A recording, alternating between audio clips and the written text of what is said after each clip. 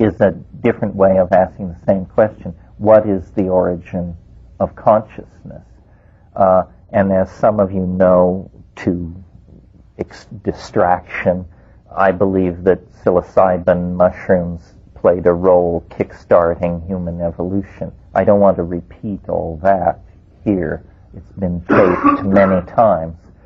But what I want to point out is that we can see in nature, I think, the declension from the full-blown human imaginative capacity back into the organization of the animal mind. We can see the stages through which this must have unfolded. The interesting animal to look at in all of this, for the moment, are the top carnivores. This is not PC in a vegan environment, but hey, thought just has to lead you wherever it leads you. It's very clear to me that top carnivores coordinate data in the environment very judiciously. Cows have very little to say about grass, but cats, hunting cats, have a great deal to say about their diet, because a top carnivore, to be successful, must, in a certain sense, think like its prey. And so at the very point of the emergence of these coordinated strategies held in the mind, there's a paradox. The earliest consciousness is consciousness which apes other consciousness. In other words, the top carnivore that is most successful is the carnivore that can think most like a weasel or a groundhog or a rabbit, because this ability to think like the prey gives you a leg up on the prey. And if you've ever seen, not domestic cats, but small jungle hunting cats or jaguars or something like that, in the sudden presence of a chicken 100 feet away or something, they fall into a fit of imagining because they can almost taste it. They probably can taste it. And they fall into a strategic mode that is clearly an intense state of imagining, but it is triggered by the presence of the prey. What is interesting about human beings is we went one step beyond that. We, for reasons which don't need to concern us here, acquired the ability to strategically suppose, not in the presence of the stimulus, but in fact back in the back of the cave around the fire with our bellies full, telling tall tales. And it's interesting that the imagination is the land of what if. And what if is is almost like a statement in a computer language. If is a Boolean operator, if you know what I mean. If breaks the flow of reality into two possibilities, if A or B or more. And this ability to contemplate worlds which are only in potentia is the basis of the imagination. And I would submit to you, since we all are sitting here in monkey bodies, that it's pretty clear that the stimulus for all this if thinking comes in two forms, food and sex. In other words, we think about what we are going to eat, we construct our behavior along an if tree.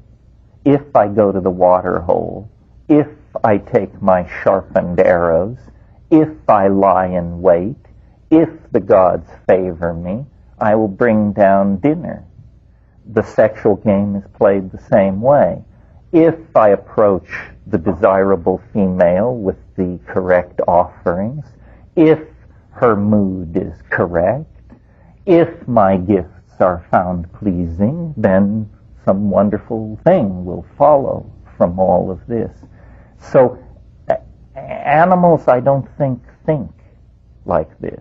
They may think, but they don't think like this.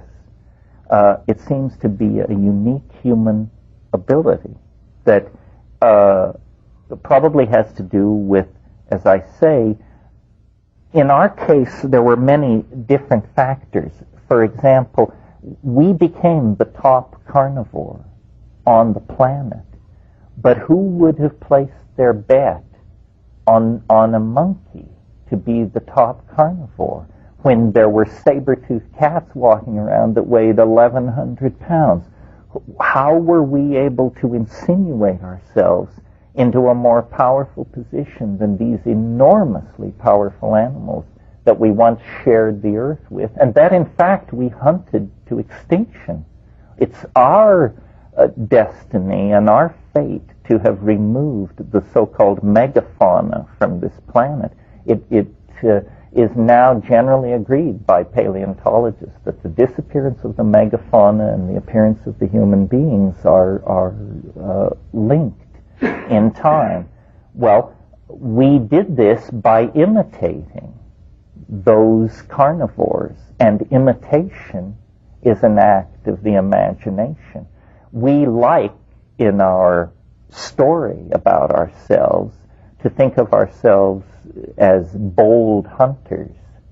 But the evolutionary truth of the matter is probably that as the first wave of primate radiation into the grassland occurred, as the diet was in transition, we were scavengers of carrion. We were not noble hunters bringing down mighty animals. We followed along behind lions. Lion kills. There's one school of evolutionary theory that believes this is why our olfactory senses are so diminished, because, quite frankly, we had our face in rotten meat for 1,000,000 years. And if that doesn't dull your appetite for keen smells, nothing will. Lest you despair, I'll tell you that there's a counter theory which says, no, we lost our sense of smell when we stood upright because it lifted our face off the ground. In either case, there seems to be the idea that when you get away from the olfactory action, the energy to support the maintenance of that sense collapses. For whatever reason, we made our way to the brink of the imagination. In other words, I don't think we require a deus ex machina to take ourselves to the position of being top carnivore on the planet. We have a mean throwing arm. And, you may notice no animal throws things the way we do. Other primates hurl excrement down on agonized explorers, but fortunately not with great accuracy. And anyway, that particularly material is rarely deadly anyway. But a human being, for example, a big league baseball pitcher, can, at 125 miles an hour, put a baseball across a 17-inch plate over and over again. One theory of the origin of consciousness wants to say that throwing something is an interesting activity,